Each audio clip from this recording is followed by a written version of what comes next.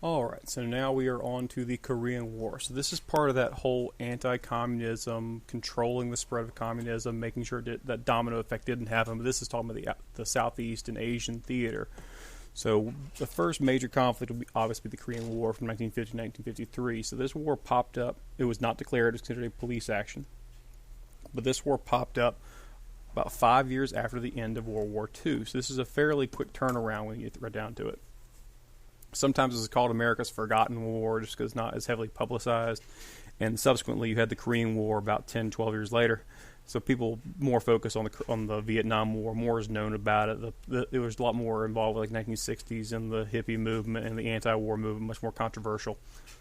But essentially what's going on here is there's a communist North Korea, which is still in place today technically. And the United Nations backed South Korea. They were democratic. The war ended in a stalemate on the 38th parallel, or 38th latitude. This was not a declared war. This was a police action. And although we usually call it the Korean War because warfare did take place.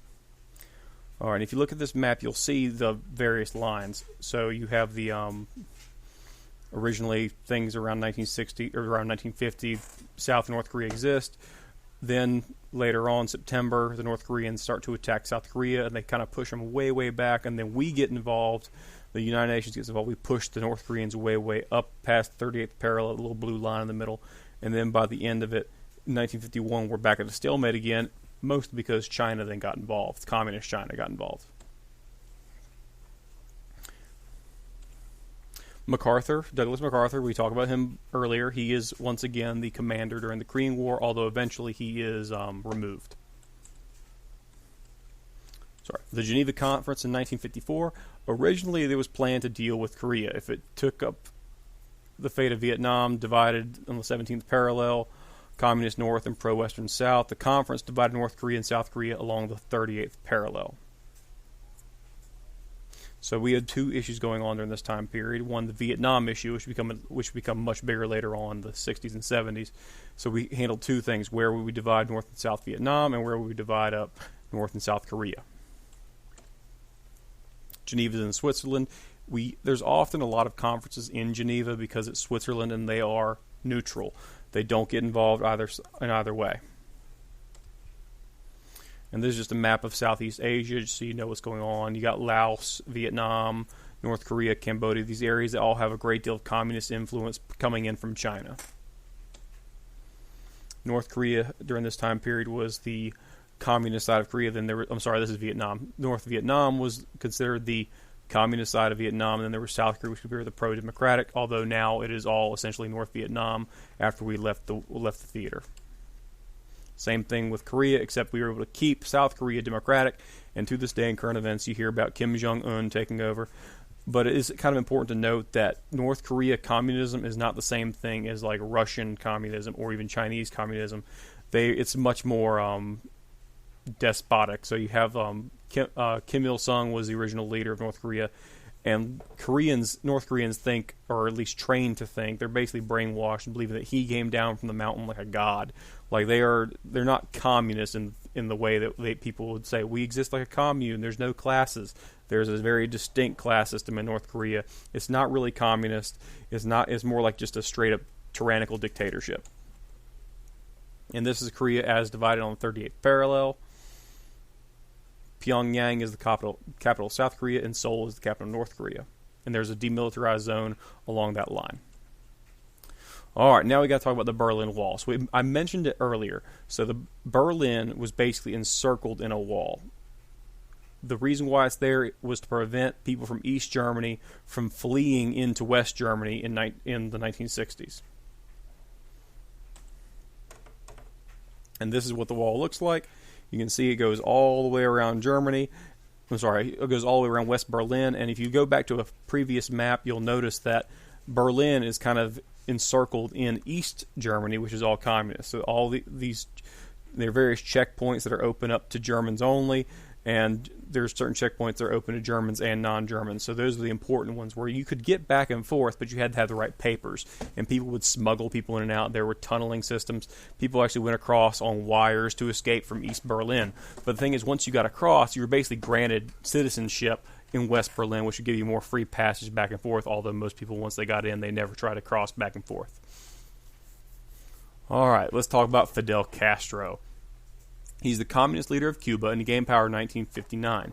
He became a key figure in the Cold War, and it became a big tension because Cuba, if you look at a map, is located right off the coast of Florida. We went from having the Cold War being way over in Russia, China, across the oceans, to all of a sudden, now the Cold War is in our backyard. It's literally off the tip of Florida. It's right there. And so Soviet allies would put jets on Cuba. It became a very, very tenuous, dangerous kind of situation. All right, Nikita Khrushchev. He was a leader during World War II. If you watch the movie Enemy at the Gates, he's actually a character in it. He basically took over after Stalin died in the 1950s. All right, Bay of Pigs. During the Bay of Pigs, the whole idea was, well, we want to get Fidel Castro out of there. He's communist. We don't want him in there. So what the CIA did was they trained a whole bunch of Cuban rebels extremely well, basically to overthrow Castro. Didn't work.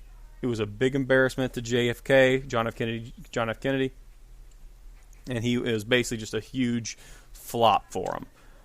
And if you'll notice, that you got Florida's 90 miles off the coast from Havana, so it's a big deal to have all this communist influence not too far off the coast. Another fun thing that Castro did is the moment he took power, he basically sent on barges all their criminals and people that they didn't want in Cuba anymore, and they just sent them off to Miami and floated them in, and we kind of ended up stuck with them. And there's that's a Cuban cigar exploding in Kennedy's face, kind of just a commentary on Kennedy, like, oh, this whole Bay of Pigs thing blew up in your face because you were basically, he just messed up. It's basically just showing the embarrassment factor to the Kennedy administration. And then we had the Cuban Missile Crisis. So if the Bay of Pigs weren't enough, now we got the Cuban Missile Crisis.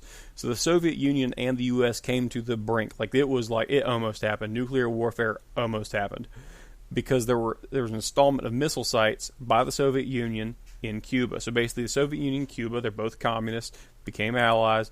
And as a result, the Soviet Union put a bunch of missiles on Cuba. And they were kind of like, well, they're basically pointed at the U.S. They could attack us. That became a big deal. It was like they were talking about preemptive strikes to knock them out. And at that point in the nuclear arms race, we had what was called mutually assured destruction. If they launched their missiles, we had ways to know it, and then we would immediately launch ours as a counteract, and we both blow each other up. And in a weird way, that kept us all safe because no one wanted that to happen. But this was that point where it almost happened anyway, and we almost just destroyed half the world. And it was a bit this was the time period when kids would be trained to hide under desks if there were a nuclear bomb going off. They had nuclear bomb drills in school. Very scary time in U.S. history, just knowing that was always kind of hanging over your head. And this is why the Cuban Missile Crisis was so daggone scary. Take a look at what they could do. With these various missiles, they could hit all these major cities in the U.S. without a whole lot of effort.